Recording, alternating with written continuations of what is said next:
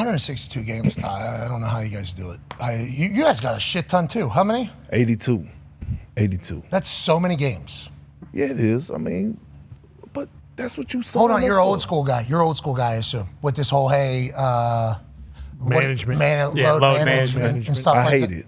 So Charles Barkley's been like very openly loud against it. A lot of the OGs have been openly loud against it. Like you know why? We used to like actually drink the night before and then go play another 40 minutes the next night. But you know why? Because you're disrespecting the greats that paved the way for you. Okay, that's how you guys feel. Yeah, I mean, but that's a real thing. It's not how we feel. It's facts. So you think about what Larry Bird and Magic Johnson and Isaiah Thomas and, you know, what they did for the game of basketball and what they was getting paid, right? Those guys were available. Hell, Larry Bird dropped, 40 plus with his left hand? Yeah. Because he had an injury. So you think about when they passed the torch down to, like, you know, Jordan and Ewing and John Stockton and all these guys, right? They were available. They played. The salaries went up. And then they passed the torch down to Tim Duncan, Kobe Bryant, Kevin Garnett, right? They were available.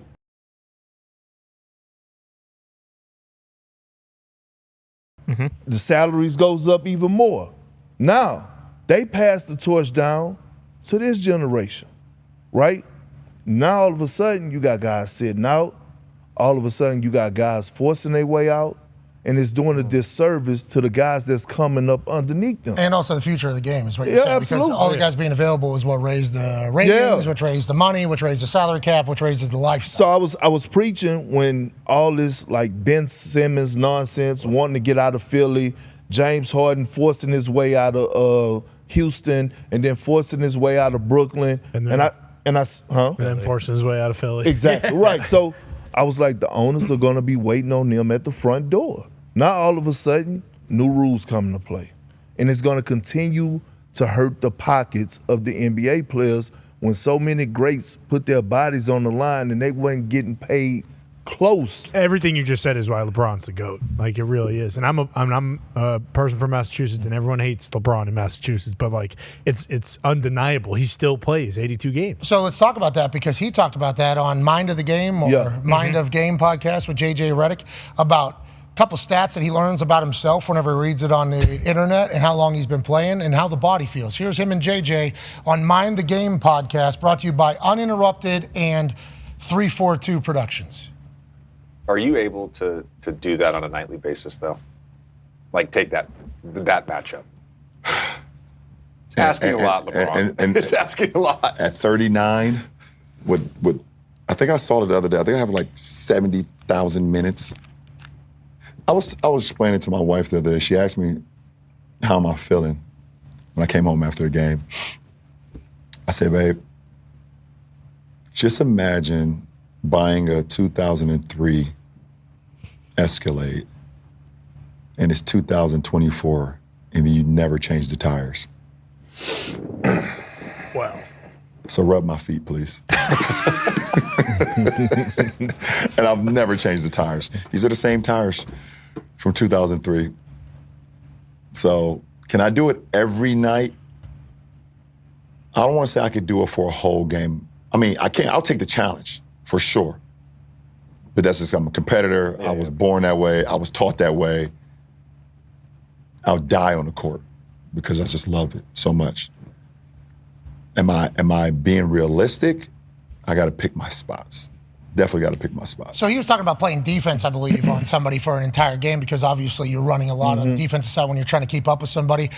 Savannah and LeBron, incredible relationship. Yeah, absolutely. Love the way they've handled this entire thing. Rub my feet, please. Okay. Hey, listen, Savannah did. They're in love. Exactly. That's right. They're in love. That's just a great marriage. I think she's coming out on, that's not how everybody would view that, but like she's coming out with a podcast, I believe, as well. And she said, like, hey, for the kids to grow up with dad, it's been with what LeBron has been able to do.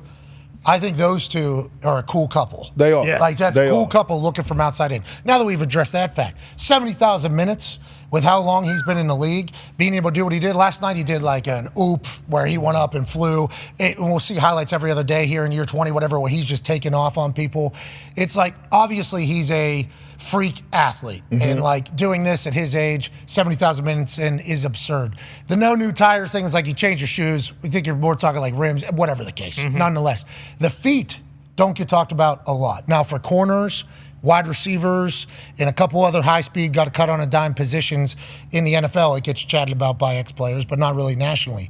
For him talking about the feet, I assume that gets you, because you're big-ass dudes, too, and you're on wood, which is not like the softest. Is that taking anybody down? Is that something that is monitored while you're in the league? Well, I mean, you have orthotics, right? Like, custom orthotics, that you get doing training. Because like you're 6 foot what?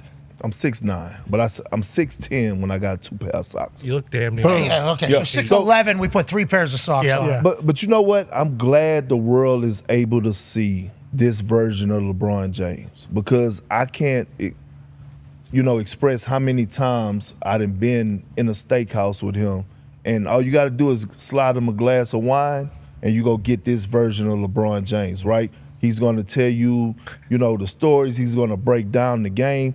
And, I mean, he's one of the best to ever do it and has one of the highest IQ when it comes to basketball that I've been around. Now, when it comes to taking care of those tires, right? Okay. It doesn't surprise me, right? Because I played with LeBron James when I was 16, AAU, Oakland Soldiers, and I actually watched him train himself for these moments. Now, did I think he was going to be 21 years in? No, but I did think he was going to dominate for 15, 16 years. While we was at AAU tournaments, we're eating cheeseburgers from McDonald's or quarter pounders or whatever. He's eating fruit. So he had already started training himself for this journey. Like at 16 years old, he was going to media training. This is no, a story that somebody told me. This is something that I watched with my own 2 eyes. So when I hear these stories and when he bring up Savannah, I'm like, yeah, you might have been the tires, and these are your tires on the Escalade, but you can't move without that rim. And you know who's that rim been? It's been Savannah, right? Yeah. You can't drive a car with just rims with no tires, and you definitely can't drive a car with tires with no rims. Well, I He's saw a been guy the around. other night. He did a hit and run, lost his tire. Yeah. He was riding. He was He riding got rims. 3 blocks. Yeah, he kept going. And he even turned with one. Oh, yeah. I saw it on the internet. You're going to see this, but you're 100% right. And they've been a great tag team. I think in what we're seeing, Bronny and Bryce and the entire family is obviously fantastic. But 21 years in, it feels like he's still moving just as fast as everybody else. Oh, yeah. And it's not a game. Like literally, you will see this man. He moves like the president. Okay, everything is planned out. You could be at dinner with him. He's getting treatment, right? He has one of the best guys to do it, and my guy Mike, who is his right hand man when it comes down to this. He invested so much time. He sacrificed so much into his body. It doesn't surprise me. I love how much he loves his sport. Yeah. He loves basketball. Yeah. And I think that Mind the Game pod is showcasing that and his basketball IQ. And he's saying a lot of shit that I don't understand. Nope. But they got the clips on the clip. But which is Pat, huge. look, fellas, we got the court. If you don't understand something, I could teach it to you. Okay. We got a lot of time. Yeah, I could teach you the X out on the weak side. I could teach you the multiple actions. Any clip that, all that. It's not necessarily about the bounce pass or the no look. Yeah. Sometimes. That's what I want to learn about. All right.